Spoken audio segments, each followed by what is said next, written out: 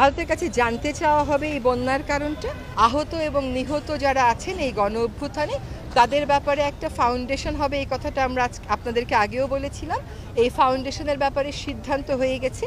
এই ফাউন্ডেশনের প্রধান হিসাবে আপাতত থাকবেন আমাদের মাননীয় প্রধান উপদেষ্টা। সবচাইতে বেশি গুরুত্ব দিয়ে আমরা আলোচনা করেছি সাম্প্রতিক যে বন্যা পরিস্থিতি সেটি, এবং এইটার ব্যাপারে আমাদের সরকারের কি করণীয় এবং এই বন্যা পরিস্থিতির যারা পড়েছেন, যারা ভুক্তভোগী তাদের জন্য আমরা কি করব, সরকারের মধ্যে আমরা কেমন করে সমন্বয় করব, একই সাথে এই বন্যার কারণ কি, ভবিষ্যতে এই রকম বন্যা যেটা বলা হচ্ছে যে ফেনীতে এক রকমের নজিরবিহীন, সেটা এড়িয়ে চলতে আমরা কি করতে পারি, এসব নিয়ে আলোচনা হয়েছে।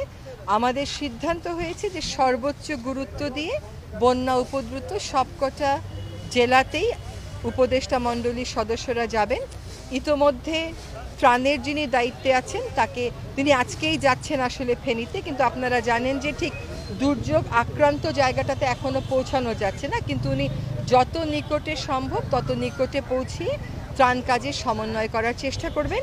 এবং আমাদের মধ্যেও একটা সমন্বয় আনতে হবে, যেমন ত্রাণ, পানি, কৃষি, মৎস্য, এই সমন্বয়ের ব্যাপারটা নিয়ে আমাদের সর্বোচ্চ আলোচনা করা হয়েছে, আমাদের অনেক আলোচনা করা হয়েছে। আর আমরা শুনছি যে আসলে উজানেও অনেক বৃষ্টিপাত হয়েছে, প্লাস আমাদের যেখানে বন্যা আক্রান্ত জেলাগুলো সেখানেও অনেক বৃষ্টিপাত হয়েছে।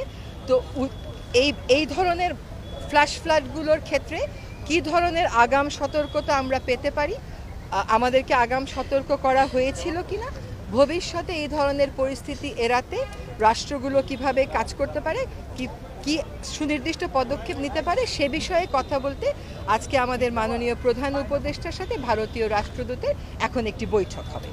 এটা হলো বন্যা পরিস্থিতি, এবং এখানে বলা হয়েছে যে যতক্ষণ পর্যন্ত বন্যা উপদ্রুত সকল মানুষের ক্ষয়ক্ষতি ঠিক করে নিরূপণ করা না হবে এবং যতক্ষণ পর্যন্ত এটার পুনর্বাসনের পূর্ণ ব্যবস্থা না করা হবে, এটা সবসময় আমাদের নজরদারিতে থাকবে। 2 নম্বর যে বিষয়টা নিয়ে আমরা আলোচনা করেছি তা হচ্ছে যে আহত এবং নিহত যারা আছেন এই গণ অভ্যুত্থানে তাদের ব্যাপারে একটা ফাউন্ডেশন হবে, এই কথাটা আমরা আপনাদেরকে আগেও বলেছিলাম। এই ফাউন্ডেশনের ব্যাপারে সিদ্ধান্ত হয়ে গেছে।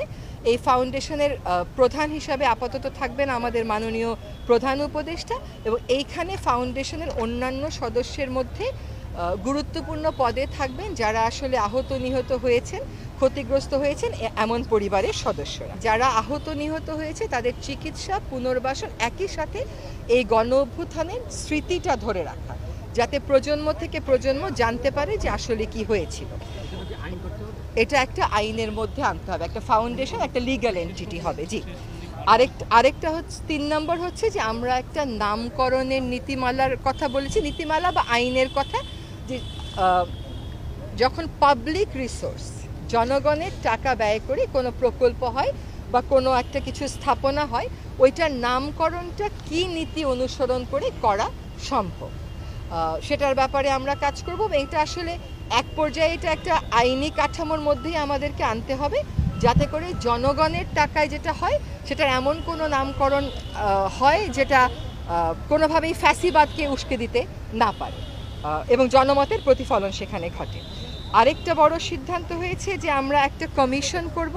সেই কমিশনটা হচ্ছে কমিশন অন এনফোর্সড ডিসঅ্যাপিয়ারেন্স, মানে যারা বিভিন্ন সময়ে গুম হয়েছেন সেই গুমের কারণ কি, কারা তার জন্য দায়ী, সেই জিনিসগুলো তদন্ত করে দেখবে। এই কমিশনটা হওয়ার ব্যাপারে আজকে একটা নীতিগত সিদ্ধান্ত হয়েছে। আর আরেকটা সিদ্ধান্ত হয়েছে যে আমাদের স্বরাষ্ট্র উপদেষ্টা মহোদয় উনি কয়েকজন আমাদের অন্যান্য উপদেষ্টা এবং দেশের আইন বিশেষজ্ঞদের সাথে বসবেন, যে আইনি প্রক্রিয়াগুলো শুরু হচ্ছে, বিভিন্ন অপরাধে যারা অভিযুক্ত হচ্ছেন সেই আইনি প্রক্রিয়াগুলো পরিচালনা করার ক্ষেত্রে সর্বোচ্চ স্বচ্ছতা কিভাবে নিশ্চিত করা যায়, এবং আমরা যাতে মানবাধিকারের সবকটা বিষয় সমুন্নত রেখে সম্মান করে তারপরেই আইনগত প্রক্রিয়া চালাতে পারি, সেজন্য কোথায় কোথায় কি নির্দেশনা যাওয়া প্রয়োজন সেটা এই কমিটি ঠিক করে তারপরে জানিয়ে দেবে, কারণ একই তো প্রশাসনে এখনও আমরা আছি। আরেকটা কথা হচ্ছে যে বিভিন্ন মানুষ বিভিন্ন বিষয় নিয়ে প্রতিবাদ করছেন, সেই প্রতিবাদ তারা করতেই পারেন, এটা তাদের অধিকার। অনেক বছর তারা অনেক কিছু বলতে পারেননি, কিন্তু ওই প্রতিবাদের কারণে যাতে জনজীবনে কোনো বাড়তি অসুবিধার সৃষ্টি না হয় সেটা নিশ্চিত করার জন্য এই প্রতিবাদের সাথে সরকারের কি করে একটা সম্পর্ক করে ফেলা যায়, প্রতিবাদটা কোথায় হলে কেমন করে হলে ভালো হয়, অনির্দিষ্টকালের জন্য না করে কিভাবে করে যারা প্রতিবাদ করছেন কোনো একটা বিষয়ে তাদের মুখপাত্রের সাথে সরকারের মুখপাত্র বসে পড়তে পারেন এবং এটার একটা সমাধানে যেতে পারে, সেটারও একটা উপায় বের করা হবে। এই স্বরাষ্ট্র মন্ত্রণালয় যে মিটিংটা করবেন কয়েকজন উপদেষ্টা এবং অন্যান্য বিশেষজ্ঞদেরকে নিয়ে, সেটার মাধ্যমে। আরেকটা বিষয় যেটা আলোচিত হয়েছে যে আমাদের কোস্টাল ফিশারিতে আপনারা জানেন অনেক বিদেশি ট্রলার ঢুকে পড়ে, সেটার ব্যাপারে কোস্টগার্ডকে বলে দেওয়া হবে যাতে করে আমাদের যে কোস্টাল ফিশারি সেখানে আমাদের মানে বিদেশি কোনো অনুপ্রবেশকারী আসতে না পারে, আমাদের এই ফিশারি সমুন্নত থাকে।